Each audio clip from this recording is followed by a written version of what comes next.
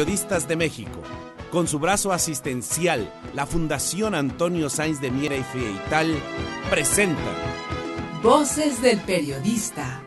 Conduce Celeste Sáenz de Miera. Comenzamos. Muy buenas tardes, amigas, amigos. Estamos exactamente a 10 días de que termine este 2016. Mando un saludo muy cordial a mi amiga Celeste Sáenz de Miera, titular de Voz del Periodista, y asimismo, como mi más alta estimación, para Tere García Ruiz. Quiero comentar con ustedes que este fin de semana nos encontramos a partir del viernes y el sábado, más que con una novedad, yo diría con una contrariedad, puesto que en muchas gasolineras de la Ciudad de México, del propio Valle de México y de otras ciudades de importancia en el país, se negó el servicio tanto de gasolina como de diésel. Esto es muy preocupante, puesto que la reforma energética, que ha sido la emblemática de este régimen, por muchas razones que explicaré en este programa, vamos a analizar el por qué se ha venido desvirtuando gradualmente todo eso que se prometió al inicio de este régimen. Y al decir inicio me estoy refiriendo evidentemente al día 1 de diciembre del año 2012, cuando, después de la toma de posesión del presidente Peña, se firmó el Pacto por México. Este pacto, con las respectivas firmas de los presidentes del PAN y del PRD, y haciendo, por supuesto, alusión que el origen como candidato del presidente actual es por parte del PRI, este Pacto por México, repito, señalaba que una serie de reformas estructurales cambiarían la dinámica económica y educativa del país. Ahí se suscribieron acuerdos para una reforma educativa, una reforma política, una reforma fiscal y sobre todo la emblemática, como cité, que es la reforma energética. Esta reforma abarca 3 ramas de la actividad productiva de México. En primer término, el petróleo, la electricidad y otras energías alternativas. Es muy preocupante porque estamos ante un acontecimiento que nos está llevando de una manera muy consistente hacia una regresión histórica hasta la época anterior al decreto del presidente Lázaro Cárdenas, mediante el cual aquel 18 de marzo de 1938 se expropió a las 17 compañías petroleras extranjeras que operaban en México todo lo que atañe al subsuelo, a instalaciones, tecnología. Y quiero ser aquí enfático para poder comprender a cabalidad el origen de lo que ha significado el petróleo para México.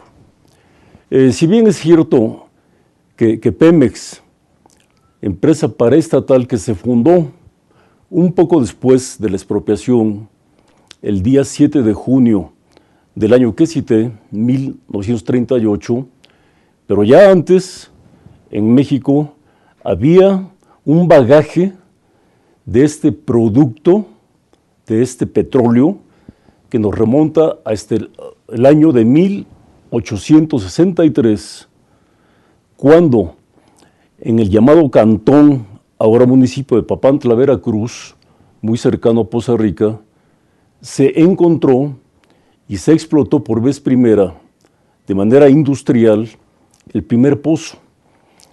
Este pozo petrolero se llamó La Constancia y es el origen de lo que podemos hablar acerca del petróleo de nuestro país. Por supuesto que el camino ha sido sinuoso. ¿Por qué? En el régimen del presidente Porfirio Díaz, que abarcó un poco más de 31 años, se abrió la puerta para una gran inversión, sobre todo europea, y en menor escala, pero también muy agresiva, la inversión norteamericana. Y de ahí se derivaron 17 empresas que tuvieron un lucro desenfrenado a favor del capital extranjero, pero sobre todo dejando a México sin un recurso fundamental como ha sido lo que estamos tratando. Entre aquellas empresas petroleras, la más antigua fue la Huasteca Petroleum Company, otra de importancia fue el Águila, quien por cierto en el año de 1925 inauguró la refinería de Azcapotzalco, misma que fue cerrada por instrucción del presidente Salinas el día 18 de marzo de 1991. Hubo otras más, como por ejemplo la naviera de San Cristóbal, la Shell, la Sinclair, la naviera San Ricardo, y aquí también hay que mencionar el poder que ya tenía para entonces, por mucho, la familia Rockefeller, que sigue vigente hasta la fecha, con su descendiente de John D. Rockefeller, que es el señor David Rockefeller, el presidente del Chess Manhattan, y además el que fundó y presidió, y hasta la fecha sigue actuando como presidente de la Comisión Trilateral, que es parte muy importante del Consenso de Washington, unido por supuesto a lo que es el Fondo Monetario Internacional, a lo que es el Banco Mundial, a lo que es la Reserva Federal. Retomando el caso de nuestro país, debo decirles que aquel acto expropiatorio del 38 no fue, por supuesto, fácil. Sin embargo, un verdadero nacionalismo se manifestó, ya que miles de mexicanos fueron al Zócalo de la Ciudad de México o a otros puntos estratégicos del país para hacer su donativo, ya fuese de manera económica, monetaria, en joyas, en objetos, para saldar aquella deuda que motivó dicha expropiación.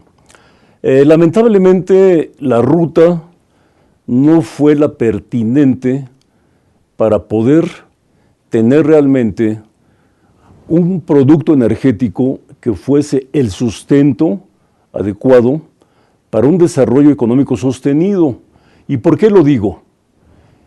A partir del régimen del presidente alemán de 1946, se estipularon unos documentos llamados contratos de riesgo.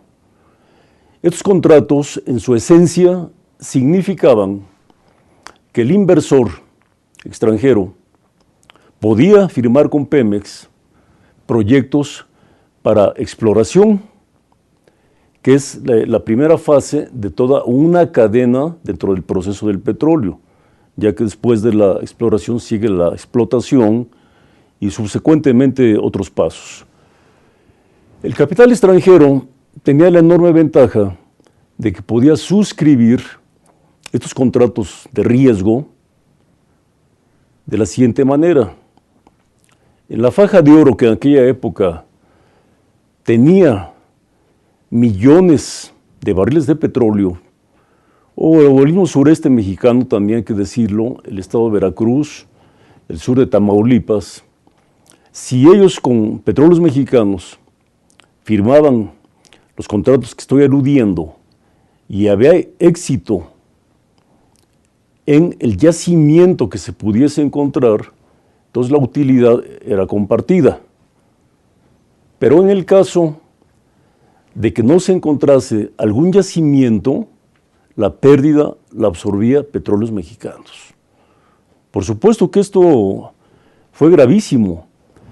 Fue hasta la gestión del licenciado Jesús Reyes Heroles de 1964 a 1970, cuando se cancelaron estos contratos de riesgo. Pero lamentablemente, en el régimen del presidente Vicente Fox, con otro nombre, aparecieron los mismos, nomás que ahora se han llamado contratos de servicios múltiples. Esto nuevamente implica que el capital extranjero tenga toda la ventaja sobre el subsuelo, sobre nuestro petróleo y en general sobre nuestros hidrocarburos. Y en este siguiente bloque, amigas, amigos, seguiremos con este tema de la reforma energética.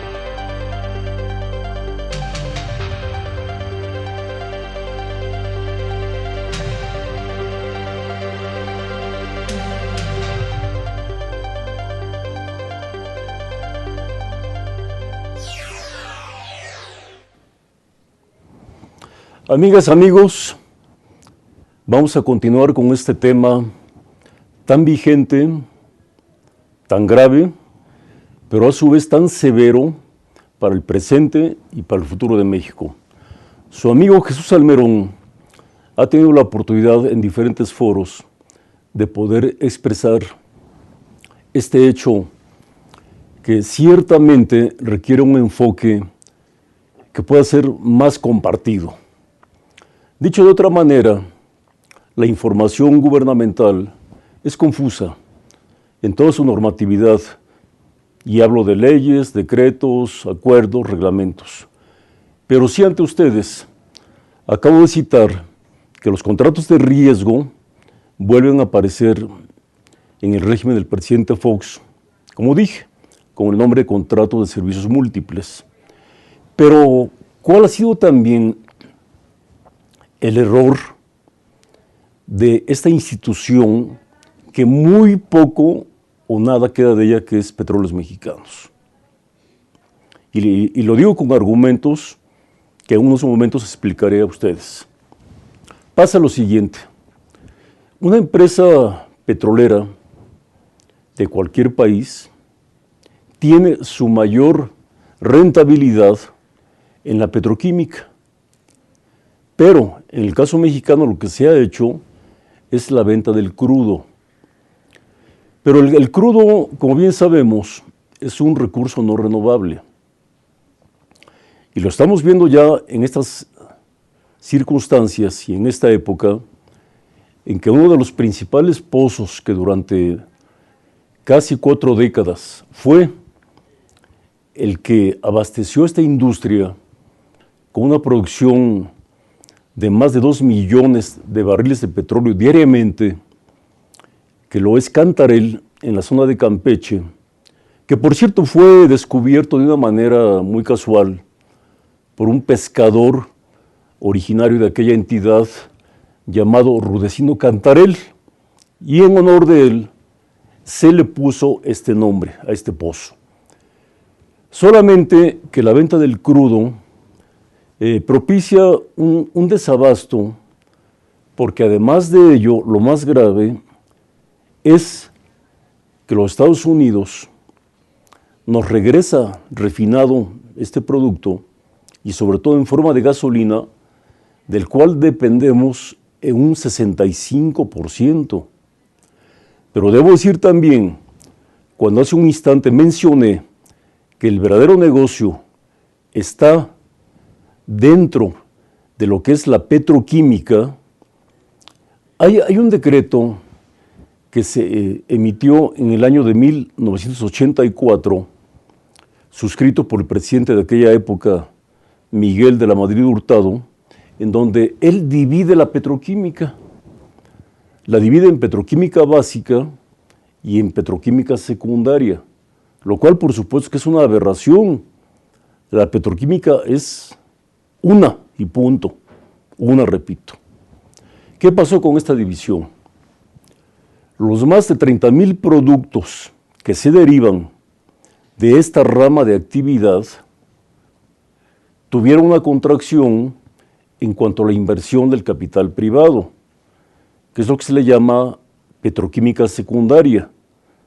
Y la petroquímica básica quedó solamente para los complejos y las plantas que dependían de Pemex. En este caso, puedo citar que fueron en su momento 11 complejos petroquímicos y 61 plantas. Pero quiero ser también muy preciso en esta afirmación para tener una idea conjuntamente de lo que significa este retraso. El último complejo petrolero ya establecido dentro del sector de la petroquímica fue inaugurado en el año de 1980, cuando era director de Pemex el ingeniero Jorge Díaz Serrano. Y este punto sí es muy importante que lo pueda ampliar. ¿Por qué? Porque en el corredor Minatitlán-Coatzacoalcos se encuentran, sin la productividad de otras épocas, quiero ser muy enfático en eso, sin la productividad 4, que son Cangrejera, Morelos, Pajaritos y Cozoleacaque. Como bien sabemos, hace pocos meses ocurrió una tragedia en el complejo Pajaritos, que por cierto de los 4 es el único que tiene terminal marítima. Pero resulta que ya esta empresa, en donde se dio esta tragedia, que corresponde al municipio de Coatzacoalcos, ya es por supuesto de intereses privados, la familia del Valle, de origen español. Ahora bien, ¿por qué enfatizo tanto este corredor Minatitlán-Coatzacoalcos? Por lo siguiente, ahí se producía el 80% del amoníaco para América Latina. Además, como ya lo mencioné, más de 30,000 productos, entre los cuales podemos citar la industria farmacéutica, la industria textil, el juguete, artículos deportivos, por citar solamente algunos. Pero si tenemos una circunstancia de una petroquímica dividida, es muy difícil realmente que ese valor agregado llegase a las arcas de Pemex, porque ahí también otro problema se concatena. que Pemex jamás tuvo autonomía de gestión, puesto que de los ingresos que recaudaron a lo largo de muchas décadas, pues la mayor parte se iba por la vía fiscal a la Secretaría de Hacienda y Crédito Público. Hubo circunstancias incluso en que 80 centavos por cada litro o por cada barril de petróleo en su caso, fueran a parar al fisco, y entonces la autonomía de gestión de Pemex quedaba muy limitada, y así no podía ser operativa esta empresa. Fue hasta el año de 1982, concretamente el día miércoles 22 de abril de aquel año, cuando ocurrió la explosión en Guadalajara, una tragedia que hizo que falleciera mucha gente, muchos daños, sobre todo en el sector Reforma de aquella ciudad capital de Jalisco. A raíz de eso fue que ya la alarma de una empresa y una industria totalmente fracturada se tuviese que renovar. Para ello, el presidente Salinas envió al Congreso una iniciativa de ley para modificar radicalmente la estructura de Pemex. Y se hizo además. No hay que perder de vista que en esa época el Congreso era de mayoría priista. Esta ley entró en vigor el día 16 de julio de aquel año que referí, 1992, efectivamente con una nueva estructura que se componía de 5 grandes líneas, que era, por un lado, el órgano rector normativo desde la Ciudad de México, que es la Dirección Corporativa de Administración, y 4 organismos subsidiarios que en orden de importancia presupuestal fueron Pemex Exploración y Producción, Pemex Refinación, Pemex Gas y Petroquímica y Pemex Petroquímica.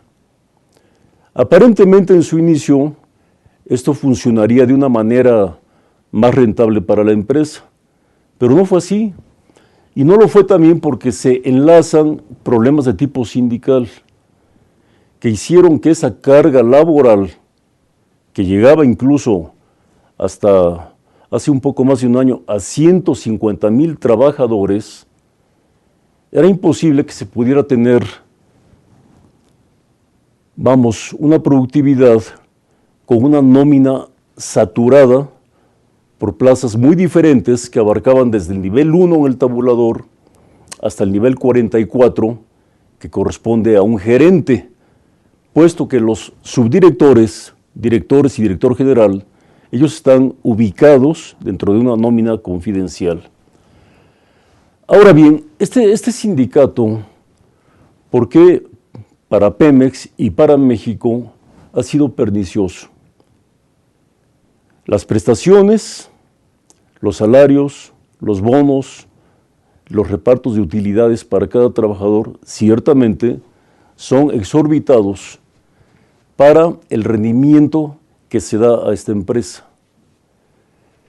Esta empresa, a partir del régimen del presidente Zedillo, tuvo que empeñar sus facturas de ventas por un préstamo que concedió el gobierno estadounidense a México por $20,000 millones. Entonces estamos hablando de una dependencia que se ha venido gestando a través de diferentes sexenios. Lo que ocurre es que ahora, con esta citada reforma energética, ya el panorama del país se encuentra en franco deterioro. Y lo podemos ver en la economía familiar, lo podemos ver en la actividad comercial, en la actividad empresarial. ¿Qué ocurre? Un mayor desempleo, un menor poder adquisitivo y sobre todo también la incertidumbre de qué va a pasar con la toma de posesión del presidente Trump a partir del día 20 de enero del 2017. Continuamos, amigas, amigos, para el siguiente bloque.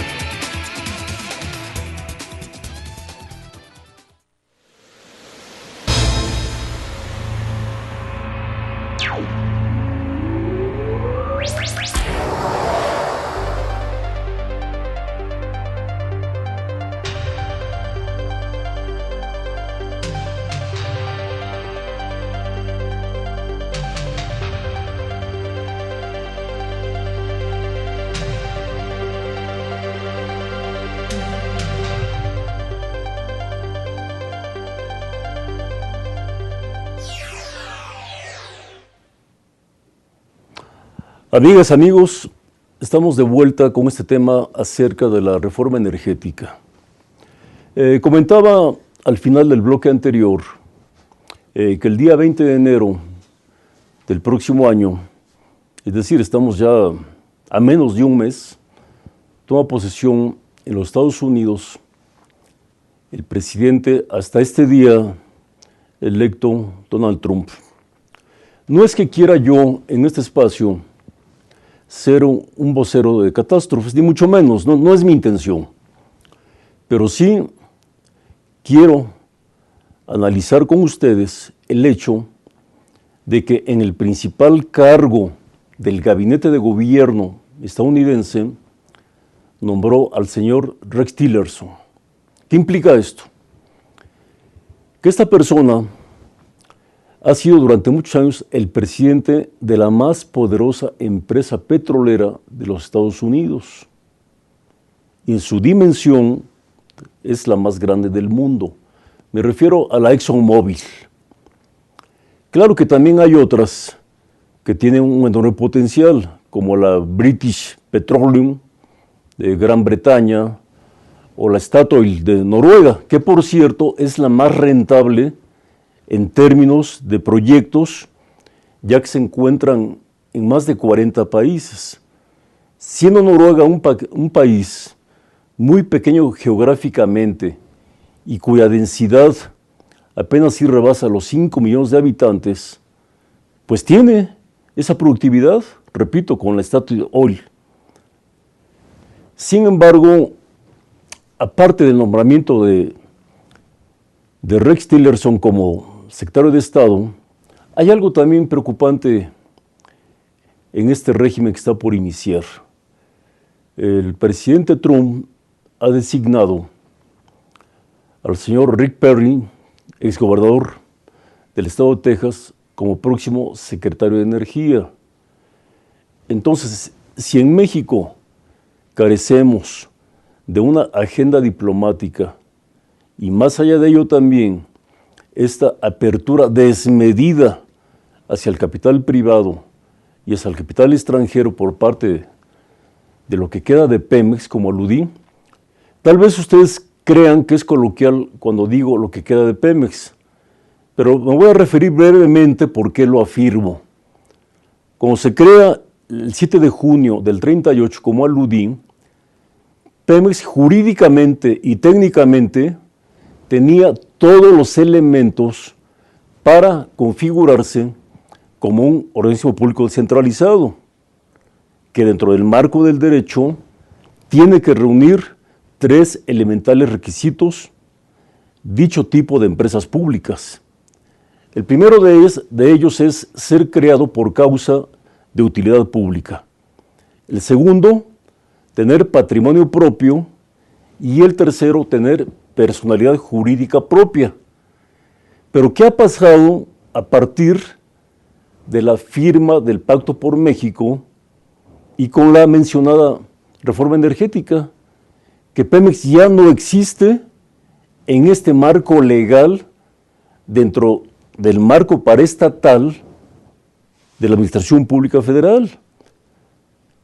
Hay que recordar que hay 2 grandes ramas dentro de la Ley Orgánica de la Administración Pública Federal, lo que atañe al sector central, que son las Secretarías de Estado y la PGR, y por otro lado el sector paraestatal con empresas públicas en diferentes modelos, que pueden ser organismos públicos descentralizados, pueden ser comisiones, pueden ser fideicomisos.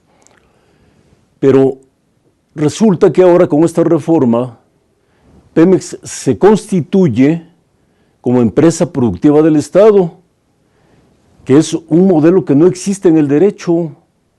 Además, esto prácticamente es un pleonasmo, porque al ser creada como empresa pública, por causa de utilidad también pública, pues ahí ya está implícito que debe ser productiva, sino cuál es el propósito de crearla.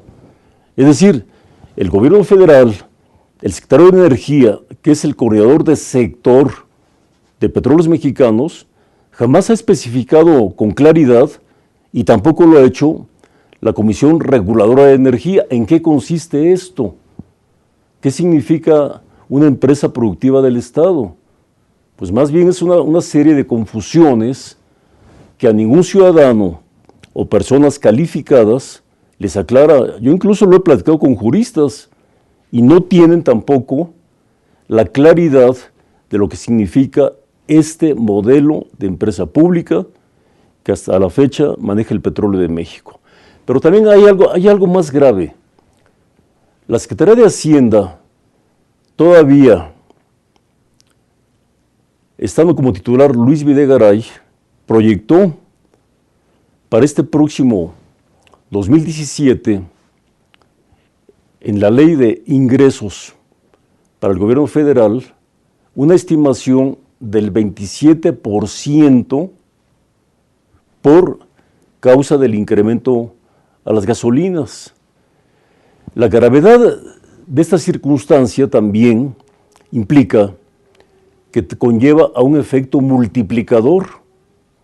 ¿Por qué? Porque pues todo se mueve con gasolina y con diésel.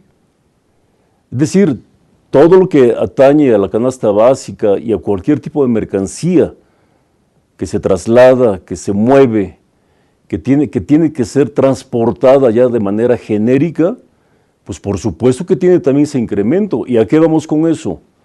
Pues a una mayor inflación. Ya la canasta básica es inexistente. El salario mínimo que se aprobó recientemente, pues no deja de ser una caricatura solamente, por no decir otra palabra. Ahora bien, ayer me estoy refiriendo al día de ayer, martes 20 de diciembre, la Comisión Reguladora de Energía ya emitió una convocatoria para que cualquier empresario mexicano o extranjero pueda abiertamente licitar y ser propietario de ductos y también de centros de trabajo de almacenamiento. Es decir, ya el subsuelo mexicano está totalmente abierto para la inversión privada. Por eso lo dije al principio, estamos ante una regresión histórica, porque además México no tiene la tecnología adecuada para nuestra época. Aquí todavía estamos inmersos en los proyectos de aguas profundas. No está mal del todo, pero resulta que hay nuevas tecnologías. Y esto yo lo pude percibir cuando desde hace 2 años, por vez primera, los Estados Unidos, que ha sido un país muy proteccionista con su petróleo, ya que ellos se abastecen de países como Arabia, Emiratos Árabes, Venezuela y por supuesto México, ya empezó a exportar crudo a Corea del Sur. Este es un dato muy relevante. ¿Qué quiere decir? Que el gobierno estadounidense, al empezar a exportar el crudo, como ya lo dije, es porque ya está en el rango de otras tecnologías, de la exploración sobre roca y otras similares, dentro de una tecnología sumamente avanzada que Petróleos Mexicanos no lo tiene. Cuando se creó el IMP, que es el Instituto Mexicano del Petróleo, en el año de 1966, su posición era de ser el organismo consultor de Petróleos Mexicanos en materia técnica, en materia científica y sobre todo también en nuevas tecnologías. Pero no ha sido así. Pemex lo rebasa por mucho en su naturaleza jurídica, que conlleva también a que el régimen laboral de Pemex y el del IMP sean totalmente distintos. Mientras Pemex está suscrito en el apartado A, el IMP está suscrito al apartado B. Esto conlleva a una disparidad de sueldos sumamente notoria. No puede equipararse para nada el régimen laboral de un trabajador o un funcionario de una institución como el IMP contra un trabajador o un funcionario de Petróleos Mexicanos. Ahora bien, ¿cuál es el futuro inmediato de esta reforma energética? Puesto que todavía no se termina ni siquiera la ronda 1 de licitaciones. Pero algo muy grave que ocurrió al inicio de esta ronda 1 es que dos hermanos de Coatzacoalcos, que tienen sus negocios en aquella ciudad, cuñados del director general de Pemex, de Pido Gerard, fueron los que ganaron la primera licitación. ¿Pero qué ocurre? Ellos no son empresarios petroleros. Ellos se dedican más bien a empresas que tienen un soporte financiero dentro del mercado de valores. O dicho de otra manera, tienen empresas que son sumamente rentables, bursátiles, pero nada que tenga que ver directamente con la producción, en este caso de la petroquímica, que es la región en donde ellos actúan. Ahora bien, cuando mencioné al final del bloque anterior la toma de posesión del presidente Trump a partir del 20 de enero del próximo año, sí es realmente muy grave el hecho de que por vez primera un gabinete norteamericano esté compuesto por billonarios y por militares también de alto rango, de una línea muy dura, de una línea de guerra en que México, y sobre todo dentro de esta reforma energética, no tiene las bases de, ya no digamos competencia, sino las bases de negociación. Y una prueba muy palpable de ello está en que el presidente electo con el presidente de México no han tenido ninguna reunión previa a la toma de posesión, como ha sido una tradición a lo largo de cada régimen de gobierno estadounidense, que puede ser de 4 años o en su caso de 8 años. Aquí no hay ningún viso, no se sabe realmente cuál vaya a ser, insisto, el futuro en el corto, mediano o largo plazo de esta reforma. Y con esto, amigas, amigos, me despido de ustedes agradeciendo de antemano la atención que hayan prestado a su amigo Jesús Almerón y a Voz del Periodista. Muchas gracias.